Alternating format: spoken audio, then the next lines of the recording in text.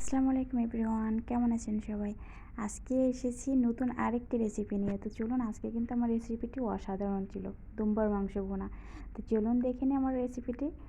তো আমি এখানে দেখুন দুম্বার মাংস কেটে নিয়েছি। আমি 1.5 কেজি পরিমাণে মাংস নিয়েছিলাম, কেটে পানি ঝরিয়ে সুন্দর করে রেখে দিয়েছিলাম। এবং আমি এতে দিয়ে দিয়েছি একটি পেঁয়াজ কুচি, কুচি করে কেটে নেবেন একটু চিকন করে। তো পেঁয়াজ কুচি দিয়ে আমি এখানে দিয়ে দেব আস্ত গরম মশলা সবগুলো, দারচিনি, এলাচ, লবঙ্গ যা কিছু আছে আস্ত মশলা আপনাদের হাতের কাছে যা কিছু থাকবে দিয়ে দিবেন। তো আমি এখানে 5-6টা মতো এলাচ এবং 4-5টা মতো লবঙ্গ এবং 3 টুকরো দারচিনি দিয়েছিলাম। এবং আমি এখানে দিয়ে দিব আদা, রসুন এবং পেঁয়াজের পেস্ট।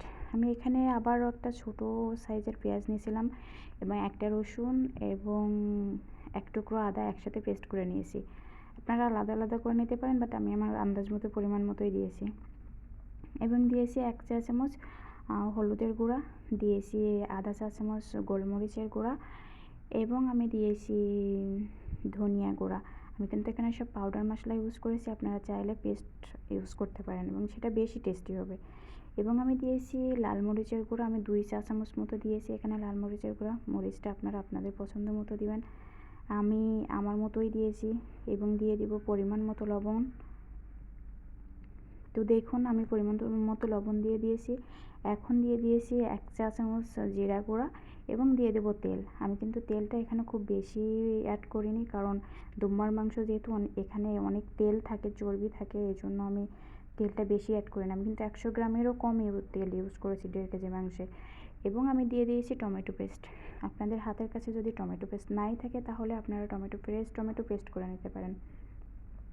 সবগুলো উপকরণ একসঙ্গে দিয়ে আমি এখন এগুলো সুন্দর করে মিক্স করে নেব। আমি কিন্তু হাতে মাখিয়ে রান্না করব আজকে এটা। অনেকে বলে দুম্বার মাংস গন্ধ করে, বাট আপনারা যদি এই প্রসেসে রান্না করেন মাংসটা তাহলে একটু গন্ধ করবে না এবং আপনার ফ্যামিলিতে সবাই খেয়ে অনেক খুশি হবে, অসাধারণ টেস্ট হবে। তো আমার এগুলো মিক্স করা হয়ে গেছে। আমি আধা ঘন্টা মতো 20-25 মিনিট মতো আমি এটাকে ম্যারিনেট করে রেখে দিয়েছিলাম। আপনাদের হাতের কাছে যদি সময় নাই বা থাকে কোনো সমস্যা নাই, আপনারা ডিরেক্টলি এভাবে পাতিলে দিয়ে রান্না শুরু করে দিতে পারেন।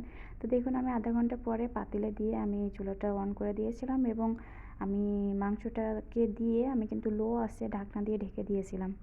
দেওয়ার পরে 2-3 মিনিট পরে আমি ঢাকনাটা তুলে আমি দেখুন এই পর্যায়ে একটু কিন্তু হালকা হালকা সামান্য পানি বের হচ্ছে এবং যে তেলটা ছিল আস্তে আস্তে কিন্তু তেলটা ছেড়ে দিচ্ছে। তো আমি এই পর্যায়ে একটু কষিয়ে নেব, অনেক সুন্দর করে আস্তে আস্তে অনেকক্ষণ ধরে কষাবো। প্রায় আমি 7-8 মিনিট মতো কষিয়েছিলাম। কষিয়ে কিন্তু আমি আবার একটু ঢেকে দিয়েছিলাম, বাট আমি সেটা শ্যুট করিনি।